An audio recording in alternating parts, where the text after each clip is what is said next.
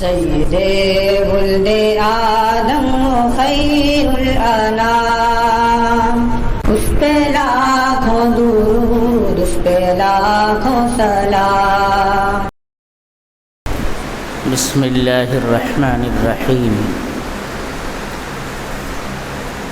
الحمد للہ رب العالمین، والصلاة والسلام على سید الانبیاء والمرسلین وعلى آلہ واصحابہ اجمعین۔ اما بعد فقد قال اللہ تبارک وتعالی فی القرآن المجید والفرقان الحمید۔ اعوذ باللہ من الشیطان الرجیم، بسم اللہ الرحمن الرحیم۔ یا ایہا الذین آمنوا کتب علیکم الصیام کما کتب علی الذین من قبلکم لعلکم تتقون ایاما معدودات۔ صدق اللہ مولانا العظیم۔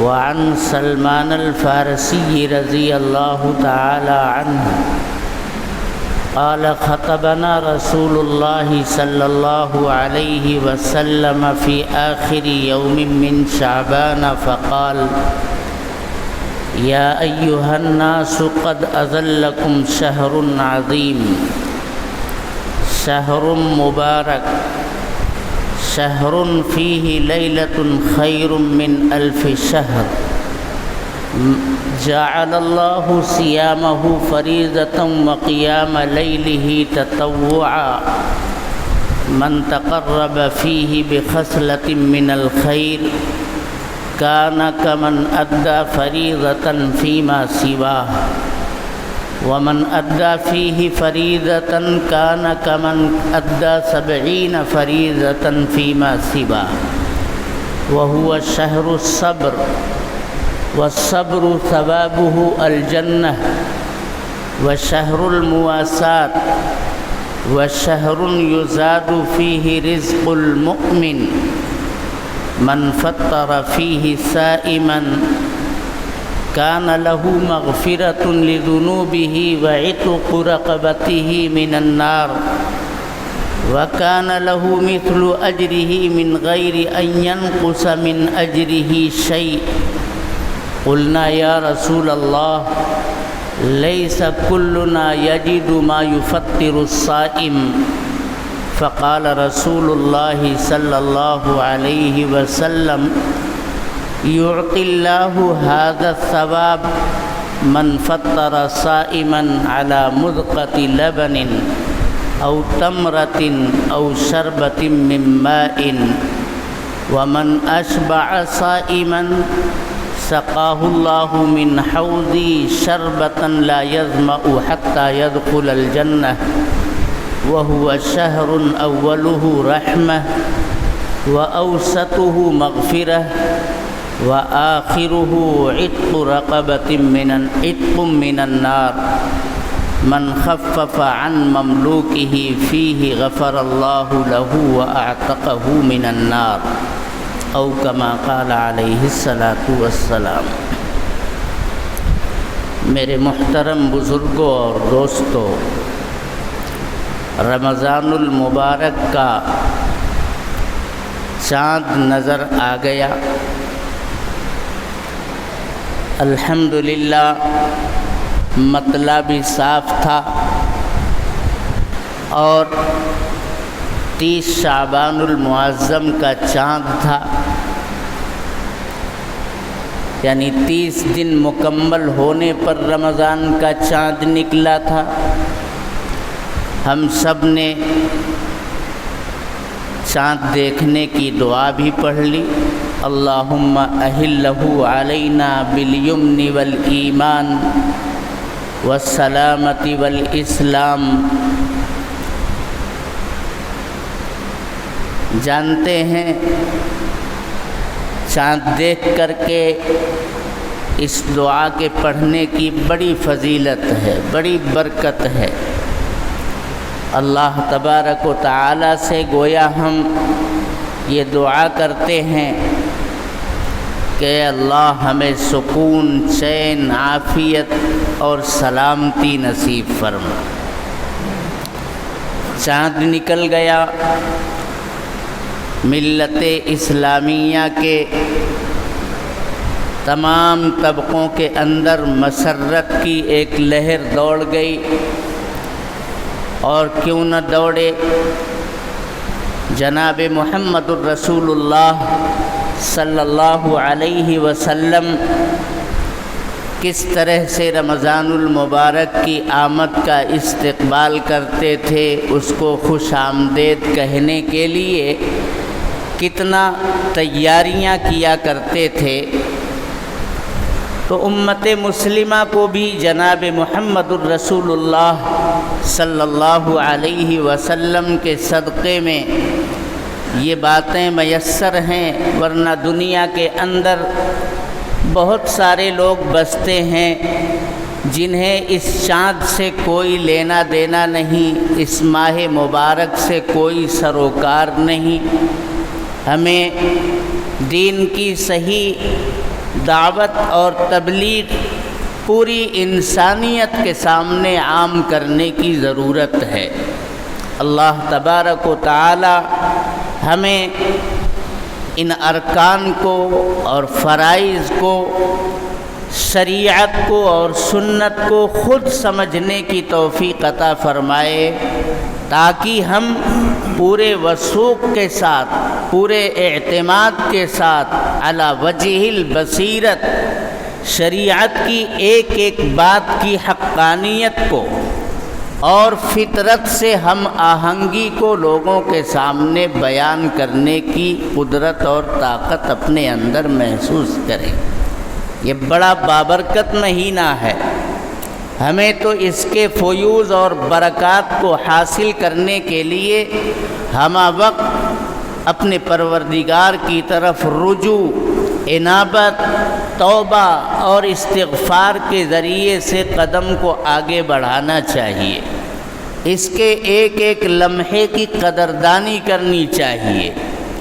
قدردانی کا صرف یہ مطلب نہیں ہے کہ ہر وقت آپ بس عبادت کے اندر لگے رہیں، آپ لوگوں کی غمخواری کریں، اپنے اندر ہمدردی کا جذبہ پیدا کریں اور لوگوں کے ساتھ ہمدردی سے پیش آئیں، کسی کے ساتھ گالم گلوچ نہ کریں، کسی کی غیبت نہ کریں، جھوٹ نہ بولیں۔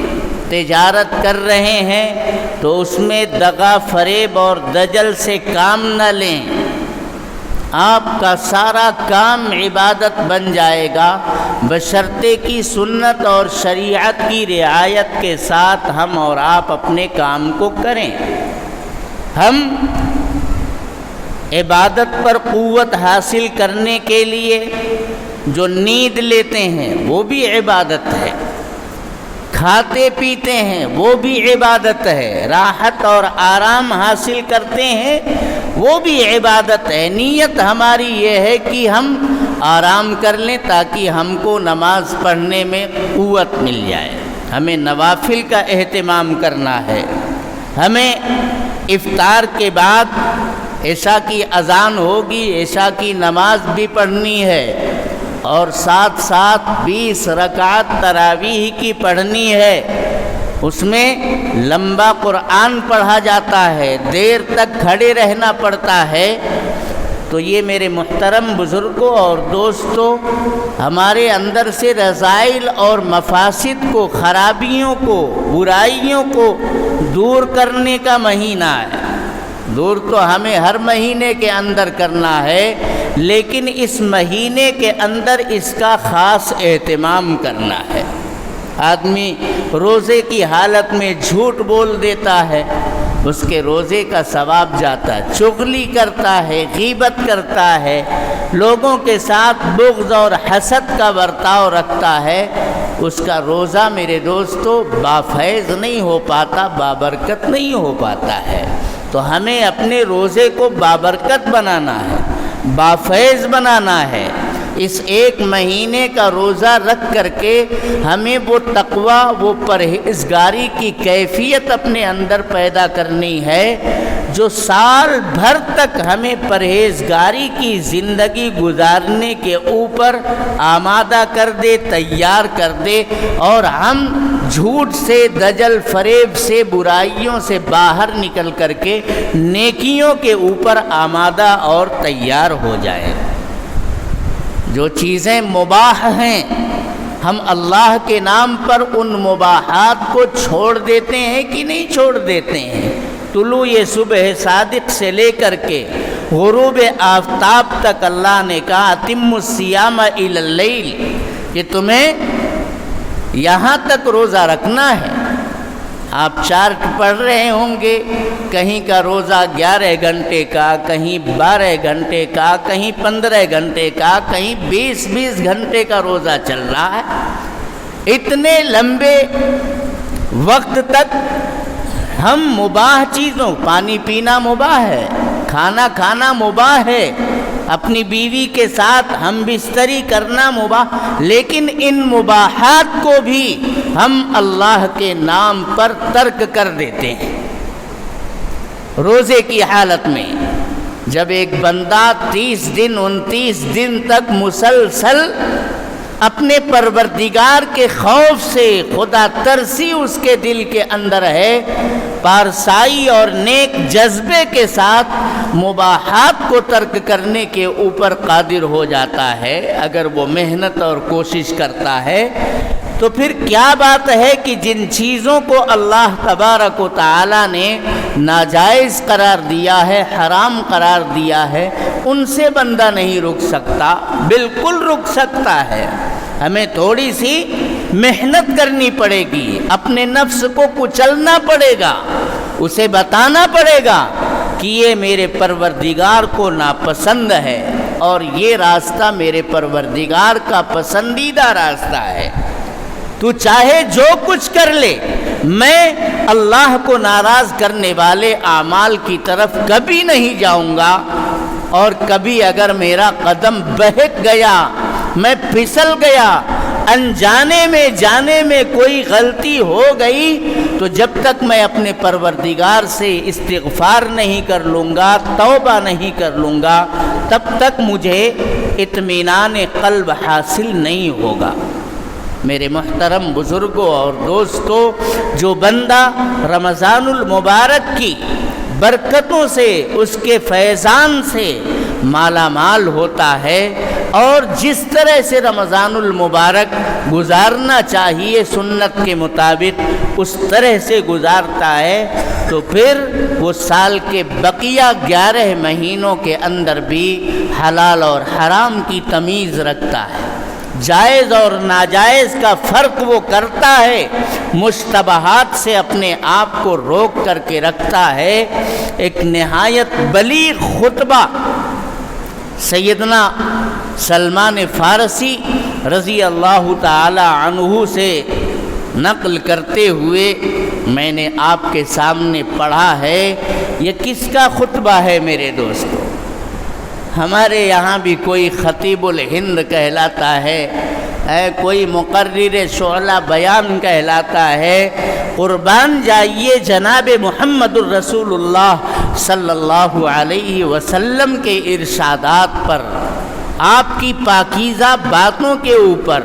بولتے کم تھے، بہت مختصر آپ ارشاد فرماتے تھے، لیکن اس ارشاد کے اندر اتنے معانی اور اتنا مغز ہوتا تھا کہ میرے محترم بزرگوں اور دوستوں، دنیا کا کوئی انسان جناب محمد الرسول اللہ صلی اللہ علیہ وسلم جیسا سحر البیان دنیا کے اندر کوئی پیدا ہی نہیں ہوا ہے۔ آپ کے بیانات کے اندر بہت اختصار ہوتا تھا، لیکن معانی کا دریا تھا جو ٹھاٹھیں مارتا رہتا تھا۔ لمبا خطبہ تھوڑا ہے، آپ صلی اللہ علیہ وسلم تو نہایت اختصار کے ساتھ گفتگو فرمایا کرتے تھے، بلکہ یہ خطبہ تھوڑا سا آپ دیکھیں گے تو بڑا ہے۔ پہلے تو آپ اللہ تبارک و تعالی کی ارشاد فرمائی ہوئی وہ بات سن لیجئے جسے میں نے ابتدا میں پڑھا ہے۔ کیا اللہ تعالیٰ نے ارشاد فرمایا؟ یا ایھا الذین آمنوا کتب علیکم الصیام کما کتب علی الذین من قبلکم لعلکم تتقون ایاما معدودات۔ اے ایمان والو، تمہارے اوپر بھی صیام اور روزہ رکھنا یہ فرض قرار دیا گیا ہے، جیسا کہ تم سے پہلے کی تمام امتوں کے اوپر جو بھی کسی آسمانی کتاب کو یا اللہ کے پیغمبر کو ماننے والی امتیں اس دنیا کے اندر رہ چکی ہیں، تمام امتوں کے اوپر، تمام ملتوں کے اوپر اللہ تبارک و تعالی نے روزہ فرض کیا تھا۔ کما کتب علی الذین من قبلکم لعلکم تتقون۔ اللہ تبارک و تعالی کا منشا کیا ہے؟ مباحات سے تم کو روک دیا کہ ابھی کھانا نہیں کھانا، ابھی پانی نہیں پینا، ابھی شربت مت استعمال کرنا، ابھی فروٹ مت کھانا، ڈرائی فروٹ مت کھانا، یہ سب مباحات ہیں، کوئی ناجائز اور غیر مباح چیز نہیں ہے، لیکن ان مباحات کو کھانے پینے سے اللہ تبارک و تعالی نے کیوں روکا ہے؟ لعلکم تتقون، تاکہ تمہارے دل کے اندر خوف خدا پیدا ہو جائے، خدا ترسی آ جائے، تقوی آ جائے، پرہیزگاری آ جائے۔ جب انسان کا پیٹ تھوڑی دیر بھوک کو برداشت کرتا ہے نا، تو میرے دوستو نفس خود بخود دبتا ہے، کچلتا اور مرتا ہے۔ بھوکوں کی یاد بھی آتی ہے۔ جو لوگ کھانا کھانے کے اوپر بیچارے اتنا بھی ان کے پاس روزگار نہیں ہے کہ وہ پیٹ بھر کے کھانا کھا سکیں، صحیح غذا اور خوراک کا ان کی ہمدردی بھی دل کے اندر ساتھ ساتھ پیدا ہوتی ہے، اور بھوکا رہتا ہے جب انسان تو پروردگار یاد آتا ہے۔ اللہ تبارک و تعالیٰ کی یاد میرے محترم بزرگوں اور دوستوں دلوں کے اندر پیوست ہوتی ہے، بھرتی ہے۔ تقوی اور پرہیزگاری کی شان اور صفت ہمارے دلوں کے اندر پیدا ہوتی ہے۔ لعلکم تتقون، تو بھوکا مارنا، پیاسا مارنا یہ اللہ تبارک و تعالیٰ کو منظور نہیں ہے، بلکہ اللہ تو یہ چاہتے ہیں کہ ہمارا نفس جو بالکل گدگدا گیا ہے کھا پی کر کے، اور ایک دم سے اپنی آخرت سے، قبر اور حشر سے، اللہ کی گرفت اور میرے دوستو میدان محشر کے احساس سے جو بالکل غافل ہو چکا ہے، غفلت کے دبیس پردوں کو چاک کیا جائے اور اس کے دل کے اندر آخرت کی اور اللہ کی گرفت کا احساس پیدا کیا جائے۔ یہ سارے احساسات میرے محترم بزرگوں اور دوستوں جب بندہ روزہ رکھتا ہے تو دل کے اندر پیدا ہوتے ہیں۔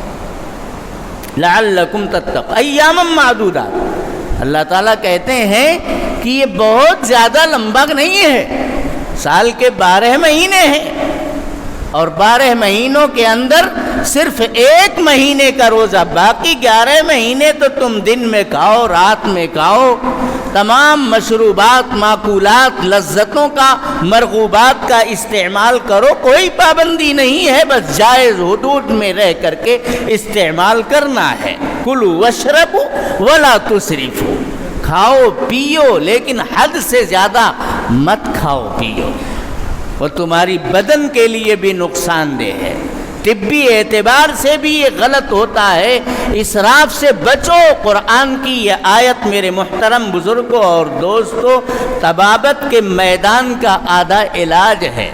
اگر آدمی کھانے پینے کے اندر اعتدال برتے اور ہنوز اشتہا باقی ماند کی دست از طعام بردارت، لقمان حکیم نے اپنے بیٹے کو نصیحت کرتے ہوئے کہا تھا، کیا کہا تھا کہ بیٹے دیکھو ابھی کھانے اور پینے کی اشتہا دل میں باقی ہے، ابھی من نہیں بھرا ہے، پیٹ تو بھر رہا ہے لیکن من نہیں بھر رہا ہے، ابھی اشتہا باقی رہے کہ کھانا کھانے سے رک جاؤ، ہاتھ اٹھا لو.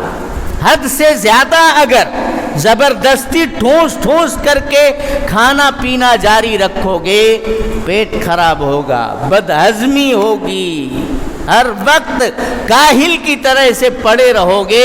بہت زیادہ کھانے پینے سے پرہیز کرو بچو. سب سے بڑھیا علاج لقمان حکیم نے کیا بتایا تھا؟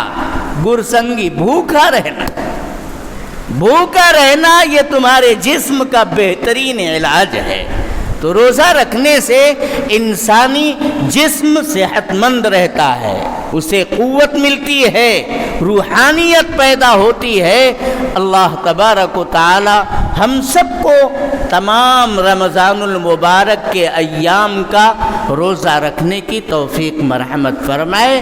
1 مہینے کا روزہ ہے اور دیکھتے دیکھتے ان کے بھی دن کٹ جائیں گے جو روزہ رکھ رہے ہیں، اور ان کے دن بھی بسر جائیں گے جو روڈ کے اوپر بیڑی پیتے سگریٹ نوش کرتے ہوئے چل رہے ہیں اور ہوٹلوں میں بے محابہ کھانا پینا جاری رکھے ہوئے. ان کے دن بھی کٹ جائیں گے. گھڑی اور گھنٹہ رکنے والا نہیں ہے، ایک ایک لمحہ کر کے سارا مہینہ ہمارے سامنے سے گزر جائے گا. بابرکت ہیں، بانصیب ہیں، خوش بخت ہیں، سعادت مند ہیں وہ لوگ جو اللہ تبارک و تعالی کا حکم سمجھ کر کے اس کی طرف رجوع کرتے ہیں، اپنے گناہوں سے توبہ اور استغفار کر کے انابت الی اللہ کی توفیق انہیں حاصل ہوتی ہے اور اللہ کے اس حکم کے اوپر دوڑ پڑتے ہیں. روزہ رکھیے، تمام فرائض کا اہتمام کیجئے، 20 رکعت تراویح کا اہتمام کیجئے، اور جس طرح اپنے گھر کے لیے سحر اور افطار کا بہترین انتظام کرتے ہیں، اپنے آس پاس میں غربا ہوں گے، مساکین ہوں گے، یتیم ہوں گے، مدارس کے سفرا آپ کے درمیان تشریف لائیں گے، اجنبی مسافرین آپ کے یہاں تشریف لائیں گے، ان کے سحر و افطار کا بھی اہتمام اور انتظام یہ اپنی ذمہ داری سمجھیے، تاکہ وہ کمزور طبقے کے لوگ بھی رمضان المبارک میں اپنے پروردگار کو راضی کرنے کے لیے عبادتوں کا اہتمام کر سکیں. ہم انہیں روپے پیسے دے کر کے، انہیں غلہ اور کپڑا دے کر کے ہم ان کے دل کو فارغ کریں، تاکہ وہ بھی رات دن جو ہر وقت اپنے کھانے پینے کے سامان فراہم کرنے کے لیے دوڑ بھاگ میں لگے ہوئے ہیں اور نہ روزہ رکھ پا رہے ہیں، نہ تراویح پڑھ پا رہے ہیں، نہ نمازوں کا اہتمام کر پا رہے ہیں. کیوں؟ دن بھر انہیں ادھر ادھر دھکے کھانا ہے اپنے خردوں. ایسے لوگوں کا انتخاب کیجئے اور ان کی آپ داد رسی کیجئے، ان کے ساتھ ہمدردی کا معاملہ کیجئے.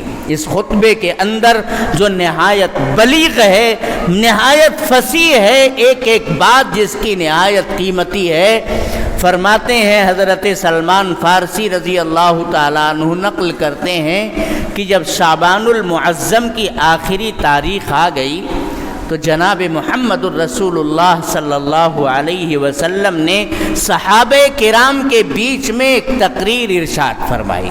کیا فرمایا؟ بس اسی کا ترجمہ کر کے بات ختم کر دینی ہے. آپ سے اچھی کس کی بات ہو سکتی؟ یا ایھا الناس قد اظلکم شہر عظیم، اے لوگو سن لو، تمہارے اوپر ایک باعظمت مہینہ سایہ فگن ہو چکا ہے. شہر مبارک، پورا کا پورا مہینہ، اس کے شب و روز، اس کے ایک ایک لمحے، اس کی ہر ساعت، ہر گھڑی انتہائی بابرکت ہے. پورا مہینہ مبارک ہے، برکتوں سے بھرا ہوا ہے.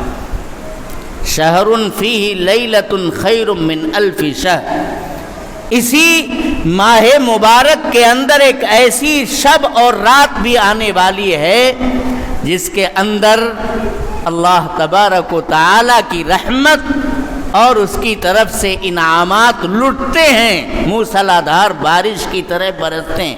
لیلۃ خیر من الف شہر، 1000 مہینوں سے افضل اور برتر ہے وہ رات.